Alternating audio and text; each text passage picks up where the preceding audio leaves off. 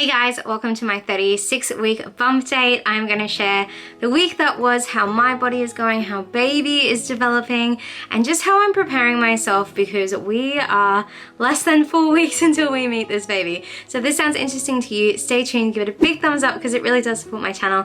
Don't forget to hit subscribe and tap that bell to get notified when we upload every Monday and Thursday, and let's get right into it. If this is our first time meeting, thank you so much for clicking on today's video. My name is Beck and I'm currently a mum to 3 tiny humans.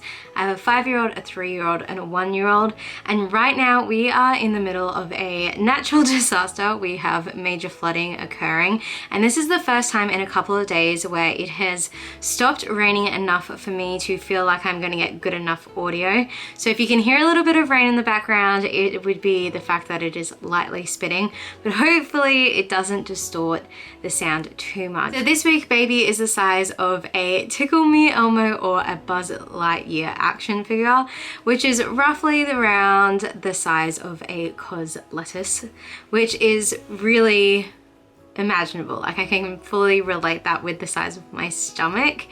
We have read on the baby apps that during this last week, baby is starting to differentiate between voices, which is really interesting because all of a sudden this week the girls started to speak more to baby, and I wonder if that's just their natural instinct to just start to bond with Bub. So Mick and I have been talking and we're really hoping that hearing the sound of our voices is going to bring it comfort when it does come earthside, because I'm sure being in this tight, snug little cocoon is completely different to being in the outside world, but hopefully having the familiarity of our voices will be comfort for them. On a physical level, baby has grown toenails, which is crazy to think that the little human inside of my belly is starting to get nails. It also kind of freaks me out just a little bit because I recently cut all the kids' like fingers and toenails, and the thought of a bub having that inside my belly is kind of creepy, but it's also really exciting that their body is starting to get those little final touches on them, which is so cool. Bub this week has gotten hiccups every single night without fail, and sometimes in the morning, which according to my obstetrician is a really good sign that baby is developing and is healthy. It's also really interesting because like in the middle of the night, if I've woken up to go to the toilet, I can put my hand on my belly and like hold my breath, and I can feel baby taking breaths in and out, which is amazing, and that's all part of the practice for when Bub comes earthside. This week I have also noticed what they call lightening, where the top of my belly is not full of baby anymore because baby has dropped lower into my birth canal, which is probably the reason why this week in particular I've just had that revelation and that sense of imminence that labor is near, which is exciting and also really scary. Because baby has dropped, this has affected my body quite a lot in regards to like my pelvic floor and my incontinence, and just things that I was mildly struggling with have become quite severe struggles. And at my last obstetrician appointment, we spoke about potentially using a pessary just because I am feeling a lot of pressure, especially at the end of the day. I'm getting round ligament pain, I'm getting that whole lightening crutch, and we were wondering if intervening and kind of providing a bit of support might help me, especially just get through each day. But this week, because I have had some time to think about it before my next appointment, I said to Michael, I'm going to ask my obstetrician about whether or not that's going to impede on my body getting ready for labor, because there's things that I can do to get through the day, even though it's a bit embarrassing that my body just isn't as toned and tight as it used to be, that I can kind of manage it if I know that it's going to be beneficial in preparing my body for labor and delivery, and especially if that means that my body is going to be prepared for when we get induced, then I am happy to just soldier on through with it. So hopefully I'll get some answers this week when I go and visit my obstetrician, but that has been something that has happened to me this week. But this is the first pregnancy that I feel like my belly button might actually pop.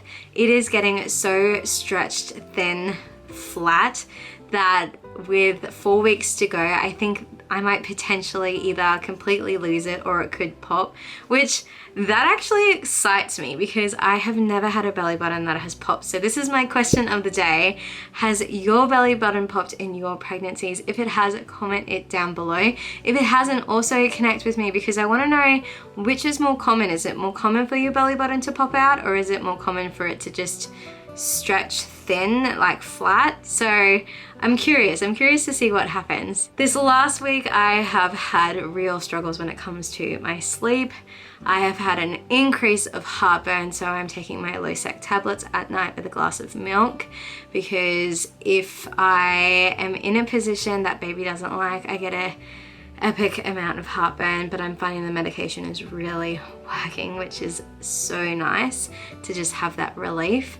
I am struggling to get comfortable to sleep now, which I think is just God's way of helping me to want it to go into labor, is that fact that the final month of pregnancy becomes quite uncomfortable and sore, and you kind of like look forward to giving birth and going back to normality. And this week my sleep has definitely decreased and I've struggled to go to sleep, so I've been staying up just that little bit later, which it's a ripple effect because I'm still having to get up to get the kids to school. So I am having to just be mindful of how I'm sleeping, the positions that I'm in, and listening to my body, because if I squish the baby in any particular way, baby kicks and punches back and it does become quite painful. So I'm just listening to my body, listening to baby, and trying to get into those comfortable positions for sleep.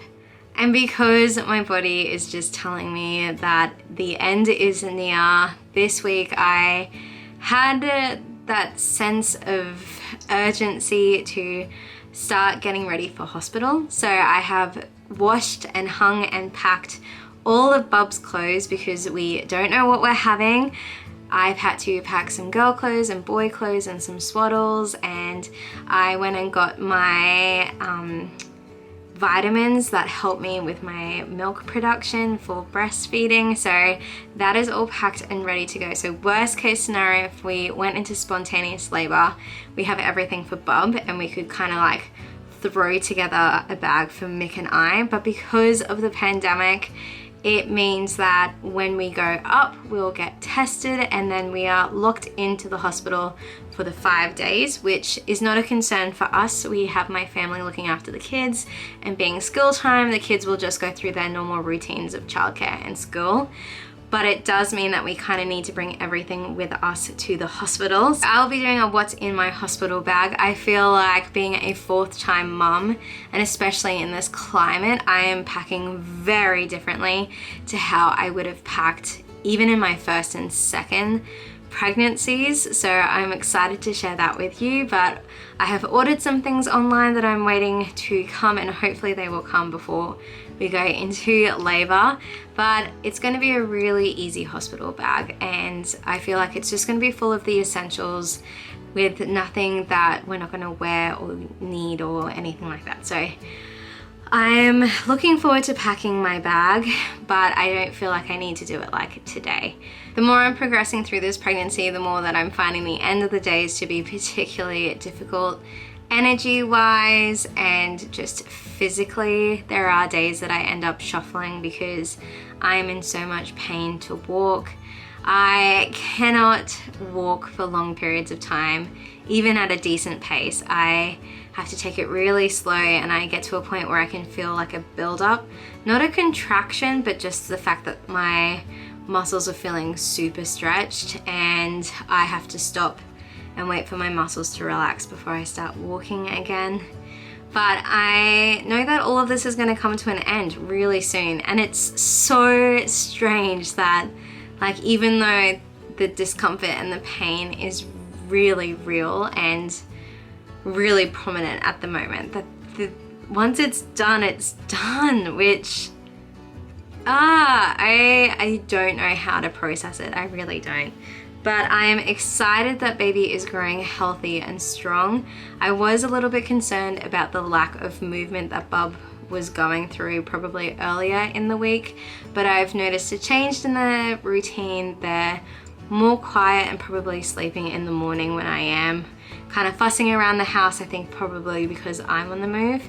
And then when my body gets to the point where I need to rest, that's when Bubby wakes up and starts to do some very epic acrobatic tricks in my stomach, which the kids love to watch. And I just need to remind myself to film more, because this will be the final time that I will be visibly seeing a baby inside my belly doing all of its alien wiggle wobbles and stuff like that. As always, I will end this video showing you some comparisons of hand and feet according to our Ovia pregnancy app and a bump update. But if you have enjoyed this week's update, please give this video a thumbs up. It really does support my channel. Don't forget to hit subscribe and tap that bell so you get notified when we upload every Monday and Thursday, because this parenting gig doesn't come with a rule book. We only have each other.